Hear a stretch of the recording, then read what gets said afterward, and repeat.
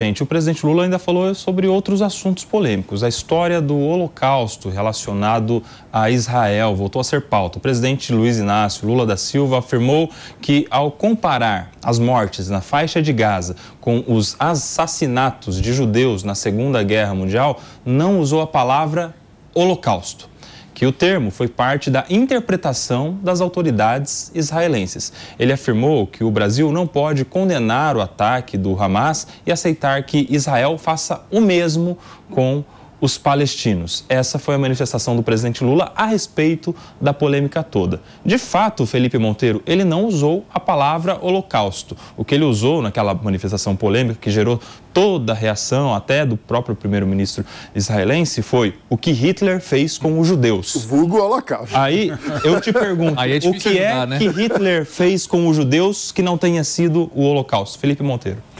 Não, realmente o Lula, quando ele faz essas... usa a palavra dessa forma, ele comete vários equívocos, né? Ele tem que parar de falar de improviso, já passou da hora, não é? Quando o Lula realmente falou, né, e causou espécie em todo mundo, né, ele realmente não nomeou o Holocausto, mas ele falou exatamente o que você falou, Nelsinho. Quando Hitler resolveu...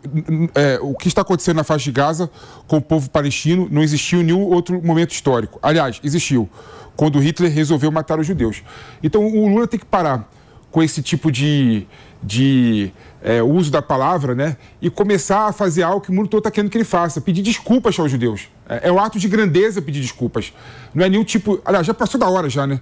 Realmente agora, no meu entendimento, apesar de ser necessário o Lula olhar para si, olhar para o que aconteceu com os judeus no passado e olhar o que está acontecendo na faixa de Gaza, né? E querer equiparar com o Holocausto é um equívoco. E no meu modo de ver, apesar de estar tarde dele pedir desculpas, ele tem que fazer isso. É um ato de grandeza no meu entendimento, entendeu? Ana Beatriz. É assim, eu fico embasbacada que ele tenha a coragem de continuar insistindo em algo que foi tão condenado pela sociedade.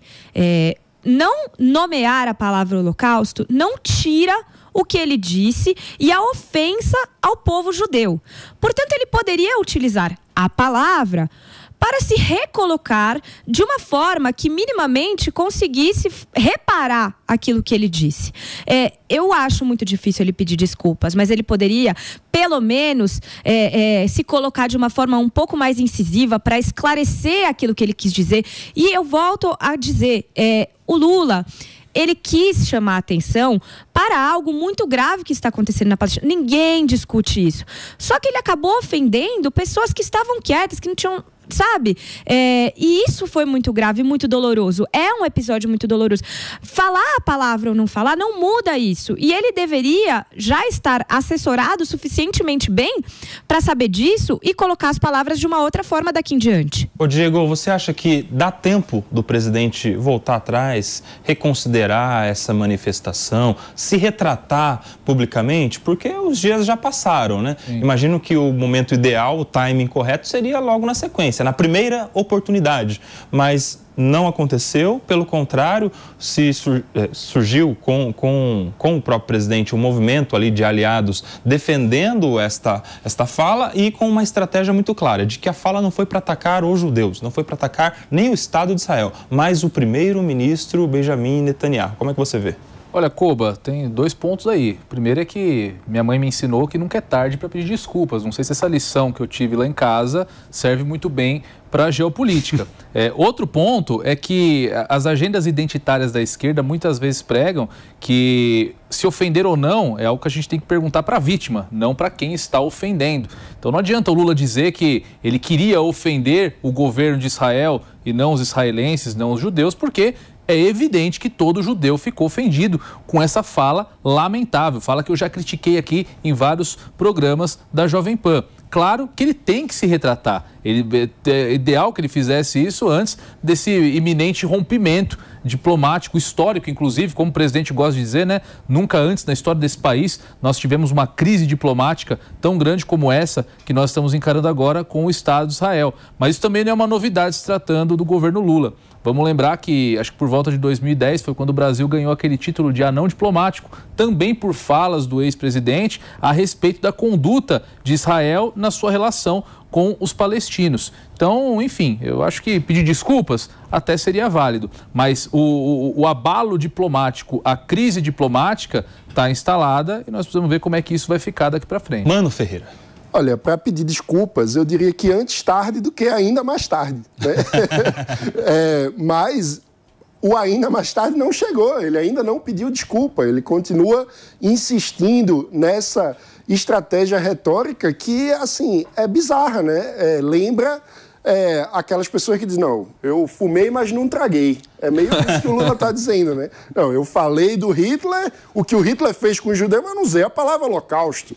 Ou é como o caso emblemático do Bill Clinton tentando se defender depois das acusações que ele tinha tido um caso com a Mônica Lewinsky, estagiária. Ele ficou dizendo, não, mas o que eu tive com ela não foi sexo, porque ele não tinha tido o sexo mais tradicional, ele tinha tido outras modalidades. Então, não foi sexo que eu tive com ela, foi outra coisa, para tentar dizer que não teve um caso com a estagiária na época. Ou seja, esse tipo de malabarismo retórico só acaba tornando ainda mais patética e evidente para todos a situação do político que se recusa a simplesmente assumir aquilo que disse e pedir desculpa. E veja, o efeito do que disse Lula é grave. A gente teve ontem um comunicado da Federação Israelita reportando um aumento de 263% dos casos de antissemitismo nas escolas. Ou seja, e é curioso porque a esquerda tanto fala que as palavras têm poder e que manifestações de discurso de ódio acabam incitando comportamentos inadequados que têm efeitos na realidade, e é verdade, tem efeitos na realidade. O presidente Lula, por isso, precisa vir a público com responsabilidade e pedir desculpa, tentar desfazer o que fez, porque relativizar o Holocausto é discurso de ódio, é algo que acaba ampliando, incentivando o antissemitismo. E isso é muito grave num país como o Brasil, que historicamente é marcado pela convivência entre os diversos povos, as diversas etnias e as diversas religiões. É inaceitável que a gente tenha um chefe de Estado que, no lugar de promover a paz, a convivência e a diversidade, se apega para não corrigir o que disse, não pedir desculpa, fica passando pano, no fim das contas, para a própria conduta inadequada que amplia o antissemitismo. Não, realmente é um absurdo, mano. A gente falou aqui várias vezes que as palavras do Lula em relação ao que está acontecendo na faixa de Gaza, né, querendo equiparar o que está acontecendo lá com o Holocausto, é um absurdo. A gente falou isso inúmeras vezes, né? E isso também não impede de achar legítimo, né, criticar o que Israel está fazendo na faixa de Gaza, né, que, no meu ponto de vista, é uma atitude completamente desproporcional. E também não dá a Israel também um cheque branco para agredir o Brasil. Israel falar que o Brasil é um anão diplomático é um absurdo também. O Brasil, representativamente, diplomaticamente, é muito superior a Israel. E é bom lembrar o seguinte, né? A crítica que tem que ser feita e direcionada é ao governo Netanyahu, que é um governo realmente de extrema-direita que não representa o belo povo de Israel, os judeus, né? É bom lembrar, por exemplo, que na semana passada a ministra lá da Igualdade, né, de lá, a Golan, né, falou claramente que tem orgulho das ruínas na faixa de Gaza, né? No passado, o Smotrich, que é o ministro das Finanças de Israel, falou claramente, por exemplo, que não existe o tal Estado palestino, né? Não tem que existir o Estado palestino, né? É bom lembrar, por exemplo, Ben-Gvir, o ministro importante do governo Netanyahu, tinha no gabinete oficial dele o pôster do Goldstein, né? Que era um terrorista israelense que matou mais de 20 palestinos, né, numa mesquita. Ou seja, o Lula deveria unir esforços mundial para criticar o Netanyahu. E o que o Lula fez no final? Deu mais força ao Netanyahu. Se você pegar, por exemplo, nos últimos meses, né, que o Netanyahu está sendo criticado por Israel, o único momento que o Netanyahu conseguiu ganhar força foi por conta da declaração do Lula. Essa declaração aí que parou o Holocausto ao que está acontecendo na faixa de Gaza. Ou seja, o Lula, ao invés de dar força à oposição ao Netanyahu, de dar força aos israelenses que são contra ao Netanyahu, o que ele fez no final das contas, por consequência? Deu mais força ao Netanyahu, porque conseguiu unir os judeus contra essa fala absurda do Lula. São 10 horas e 25 minutos. Quem está na rádio vai para um breve intervalo. Por aqui, para fechar, Diego, você acha que na intenção de diminuir a força do Netanyahu, o presidente Lula acabou dando força a ele, na linha do que dizia o Felipe? Concordo, estou até me sentindo estranho, mas concordo com tudo que o PP diz. Porque, nosso aniversariante. Porque realmente, nem é presente para ele, viu? Genuína a minha concordância aqui.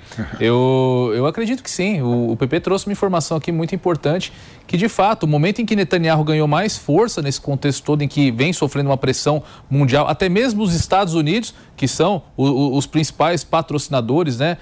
Quem nunca ouviu falar que Israel é um grande porta-aviões americanos no Oriente Médio.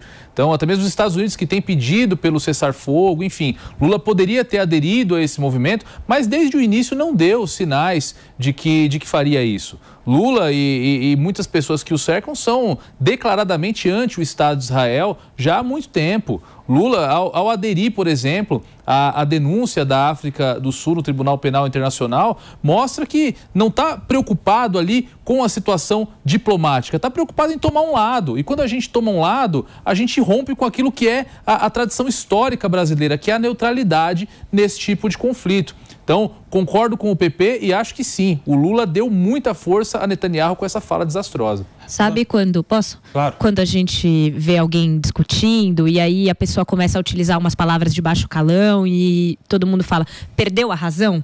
O Lula perdeu a razão, porque ele tem todo o direito de criticar a ação, de criticar o governo. Ele não seria o único a fazer isso. Se a gente olhar os países europeus, eles todos estão nessa tendência de se mobilizar contra o que acontece na faixa de Gaza, mas a partir do momento que ele envolve o episódio mais trágico da humanidade e usa, embora não tenha dito a palavra holocausto, usa o holocausto para tentar comparar o que está acontecendo, ele perde completamente a razão e o prestígio do conteúdo da declaração. Ele poderia ter saído muito forte nessa situação, ele poderia ter se colocado como um líder mundial, mas ele errou.